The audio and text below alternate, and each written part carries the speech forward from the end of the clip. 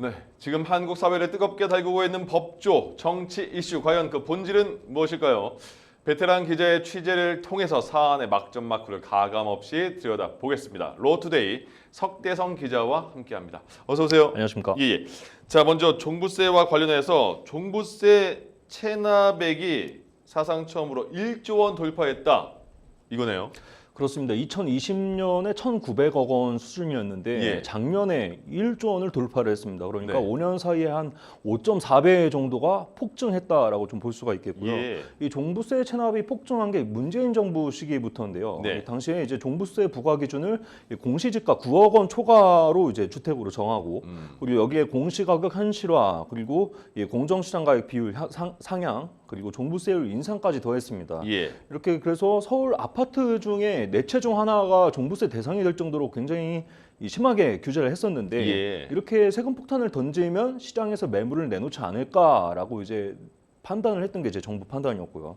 근데 오히려 임차인에게 이 임대인들이 임차인에게 이 전월세 부담을 가중시키면서 되려 이 전월세 값만 올라가는 이 초유의 상황이 또 발생하기도 했고요. 예. 그래서 개인적으로는 좀 조심스럽지만 이 종부세는 한 번 못 내면 계속 못 내지 않나 그래요? 싶습니다. 예. 예. 세제 개편안 정부가 발표했는데 종부세 세수가 상당히 늘어날까요? 일단 이재명 정부에서 세수 증대 효과를 보는 이 핵심 세목 중에 하나가 종부세인데요. 예. 이번에 발표한 대로 지금 이제 세금 제도를 개편한다고 하면은 이 향후 5년간 이 세수가 한 13조 원 더 거칠 것이다라고 보는데 네. 이 중에서 이 13조 원 중에서 70%가 종부세라고 좀 보고 있습니다. 예. 그래서 이렇게 세수 증가의 상당 부분을 종부세에 기대려고 하고 있는데 정작 이제 세금은 안 거치고 있는 상황이니까 네. 이거 맞아? 이거 확실히 괜찮겠어? 라는 이제 의심의 목소리가 또 나오고 있습니다.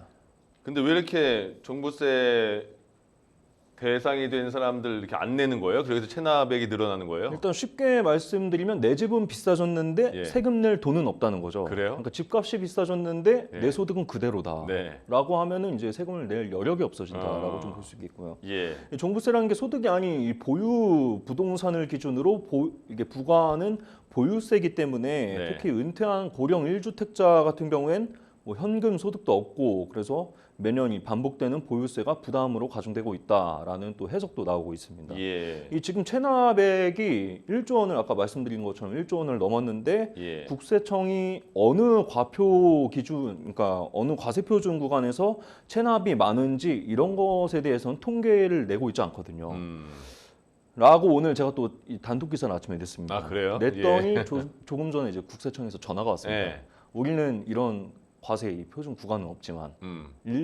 개인별로 다 예. 파악을 하고 있다. 아. 라고 말씀을 하고 계시는데 예. 일단은 이 세금 안 거친 세금 네. 지금 전체적으로 한 130조 원 정도가 되는데 예. 이 중에서 이제 종부세가 1억 원이거든요. 어. 그러니까 앞으로 대규모 뭐 체납 관리단을 운영을 하겠다. 그래서 세금을 적극적으로 걷겠다라는 게 지금 이제 국세청 방침인데 예. 이 종부세 같은 경우는 어떤 어느 과표 구간에서 이 세금을 못 내고 있는지를 파악을 좀 한다 그러면 예. 조금 더 세금을 효율적으로 징수할 수 있지 않을까 싶습니다. 그래서 그래도 예. 그래서 체납자의 특성과 원인도 세분화할 필요가 있다라고 좀 말씀드리고 싶습니다. 예.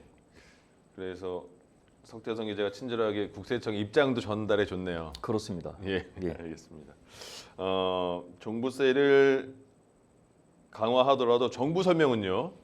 일단 그 정부 설명은 일단 세액 부담을 대부분은 이제 약화시킨다. 이제 예. 세 부담을 좀 줄어들 수 있겠다. 일단 하고 좀 실수요자나 뭐 서민들 오히려 세부 부담 줄어들 것이다 이렇게 말을 한 거죠. 예, 그렇게 말을 했습니다. 근데 이거를 어떻게 보면 맞고 어떻게 보면 틀리다라고 예. 또 말씀을 드릴 수가 있는데 네. 1세대 1주택자의 이 기본공제를 공시가격 12억 원에서 지금 14억 원으로 올려놨기 때문에 예. 이제 기존 종부세 대상 가운데 일부는 이제 과세 대상에서 빠지겠죠. 네. 빠지겠죠. 이제 그렇죠. 13억이 내 집이 뭐 13억이라 그러면 당연히 빠질 테니까요. 음. 근데 이제 지금 서울 강북권 같은 경우 뭐 일부 지역에서는 집값이 굉장히 가파르게 폭등을 하고 있기 때문에요. 예. 이 집값 상승을 공시가격에 반영을 한다고 하면 이제 기존에 종부세를 내지 않던 1주택자가 새롭게 과세 대상에 또 들어갈 수가 있겠죠. 네. 이 컵에 물을 따를 때 예. 물을 가득 채우면 표면 장력이라고 하죠. 음. 표면 장력. 그래서 이제 정부가 컵 길이를 높여놨다. 예. 과세 기준 이렇게 높여놨는데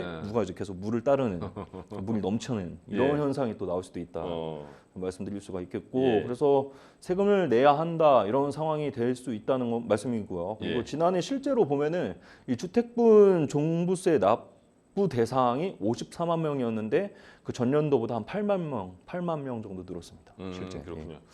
근데 이 문제가 그 여당 내에서도 지금 뭐 공개 토론을 하고 있는 것 같은데 의원들이 의원총회에서도 얘기가 막 나오는 것 같은데 여당 내에서도 지적하는 그 발언이 꽤 많이 나오네요. 그렇습니다. 뭐 정부 여당 뭐 솔직히 말씀드리면은 요즘에 이 지지율 깎아먹을 행동들 좀 많이 하고 있지 않나 싶습니다. 뭐 형사소송법 개정해서 이 검사 보안 수사권 폐지하면서 여성 지지층 날아갔죠. 그리고 이제 코스피 잘 올라가고 있었는데 이 단일 종목 레버리지 ETF 도입했다가 예. 지금 잘 모르는 투자 잘 모르는 20대 청년들 재산 다 날아갔죠. 예. 그리고 부동산 뭐 폐차한 버스로 무슨 뭐 하우스 만들어갖고 공급하겠다 이런 얘기 하고 있고 예. 그러니까 내 집 마련에 가장 관심이 많은 30대 직장인들에게 박탈감 안기고 뭐 이 회의감 안기고 예. 뭐 허탈감 안기고 다 안겼다고 좀 볼 수가 있겠고요. 그러니까 20, 30대의 지지율이 많이 떨어졌죠. 많이 떨어졌습니다. 오늘도 그게 굉장히 또 문제가 되고 그렇죠. 있었는데 예. 오늘 뭐 데드크로스 됐다는 얘기도 나오고요. 그렇습니다. 지지율이. 예. 근데 이번에 또 종부세입니다. 그래서 주택 보유하고 계신 그리고 자산을 이렇게 축적해 오신 예. 40대, 50대, 60대 어. 예. 내가 집값을 올린 것도 아닌데 네. 이제 내가 세금을 내야 하는 상황. 어. 그러니까 이게 직접 체감할 세금이 이제 맞닥뜨리고 있기 때문에 이제 어제 더불어민주당에서 의원총회를 열었는데요. 여기서도 이제 비판이 나왔습니다. 예. 이대로 가면은 28년도 23대 총선 어렵다. 폭망이다라는 얘기가 또 나왔었고요. 특히 서울 수도권 의원들 사이에서 그렇습니다. 더 심했죠. 예, 그래서 이 부동산 정책과 관련한 전방위적인 비판과 우려 이렇게 쏟아졌고요. 아예 종부세 개편은 전면 재검토를 하자라는 예. 입장도 의견도 나왔었고 이재명 대통령이 이제 일단은 세금으로 집값 잡지 않겠다라고 이제 대선 때 얘기를 했었는데 공급 정책보다 지금 이제 세제 개편안이 먼저 나오면서 예. 이 부동산 정책 신뢰가 깨지고 있다라는 정면 비판도 나왔습니다. 예. 근데 사실 종부세 과세 대상이 서민들은 거의 해당이 안 되잖아요. 지금 14억 공시지가 14억이면 그 시가 20억 정도의 집에 살아야 되는데 사실 그리고 서울에 있는 분들이 그렇죠. 조금 대부분 뭐 되고, 예. 일반 서민들은 그 해당이 전혀 안 됩니다. 저는 네. 물론 아예 뭐 어디야 이런 정도로 바라보고 있는 상황인데 네. 근데 흥미로운 그 조사가 또 있네요. 이거 제가 좀 직접 해봤습니다. 예. 국회의원 중에서 종부세 대상이 과연 몇 명 정도가 있을까? 아 많지 않을까요? 예, 생각보다 6명 중에 1명 정도가 아 이제 그래. 종부세가 일단은 이게 이 종부세라는 말처럼 네. 종합적으로 판단을 해야 되는 부분이기 때문에 예. 근데 이제 굉장히 종부세를 낼 가능성이 높은 분들만 이렇게 재산을 좀 취합을 해봤습니다. 네. 그랬더니 46명 아. 정도가 나왔고요. 국회의원 전체에서요? 예, 300명 중에 46명. 생각보다 안 많은데? 근데 이게 아마 최소한이 46명이고 아. 더 늘어날 가능성은 훨씬 더 많습니다. 아, 그래요? 아. 예, 그렇습니다. 예. 그래서 요즘에는 그 이제 뭐 수작업 재산 이렇게 수작업 엑셀 작업 안 해도 예. 이 AI가 좀 다 잘 해주죠. 정확하게 해주기 때문에 아, 예, 손쉽게 좀 파악을 해봤습니다. 예. 기자들 사이에서도 AI를 어떻게 활용하냐에 따라서 다르겠어요. 그렇습니다. 그 기사의 질이 또 예, 맞습니다. 그렇군요. 다시 돌아와서 집값이 그러면 올랐잖아요. 앞으로 그럼 종부세 내야 될 분들은 종부세 낼 돈이 없어라고 말은 하지만 그러면 집을 팔아서 내면 되잖아요.라는 목소리도 있잖아요. 예. 집을 팔까요? 뭐 내가 앞으로 낼 세금이 많냐 아니면은 뭐 낼 세금보다 집값이 더 오르겠냐 이걸 좀 따져볼 것 같은데요. 네. 일단은 이제 뭐 예를 들어서 종부세를 포함한 보유세를 매년 뭐 수백만 원씩 내더라도 이 집값이 장기적으로 계속 올라간다고 하면은 뭐 세금을 아끼려고 이제 집을 파는 게 오히려 좀 손해일 수도 있겠죠. 예. 근데 반대로 집값 상승 가능성은 별로 크지 않은데 이 종부세와 재산세 그리고 대출이자 같은 이 보유 비용만 계속 늘어난다 그러면은 보유할 뭐 이유가 없겠죠. 빨리 팔고 예. 나가는 것이 좀 답이겠으니까요. 뭐 솔직히 말씀드리면 납세 여력이 없는 부자라면 이런 거 상관 안 할 겁니다. 네, 그렇죠. 근데 요즘에 이제 똘똘한 한 채에 중에서 예. 더 나아가서 어. 뭐 덜 똘똘한 한 채 막 이런 얘기 나오는데 그러게요. 이런 거에 대해서 조금 내가 민감하다라고 생각하시는 분들은 고민해 볼 필요가 있겠고요. 예. 뭐 집을 팔 때 양도소득세나 그리고 다른 집을 살 때 들어가는 취득세, 거래 비용 이런 것도 예. 좀 따져봐야겠습니다. 그래서 요즘에 영화 그 오디세이 보면은 네. 세이렌의 노래 나오는데 팔아 저 못 마라. 봤어요. 예, 아직 못 보셨구나. 예, 이거 스포일러 아니죠? 스포일러는 아닙니다. 아, 네. 어차피 뭐 다 유명한 얘기니까요. 예. 예. 그래서 종부세를 내느냐 안 내느냐만 가지고 네. 이 집을 팔지 말지를 결정할 문제는 아니라고 좀 보고요. 예. 결국 세금을 빼고도 다 빼고도 이 장기적으로 어느 집이 더 많은 자산 가치를 남길지를 좀 따져봐야겠습니다. 알겠습니다. 오늘 로투데이 석대성 기자와 함께했습니다. 잘 들었습니다. 예.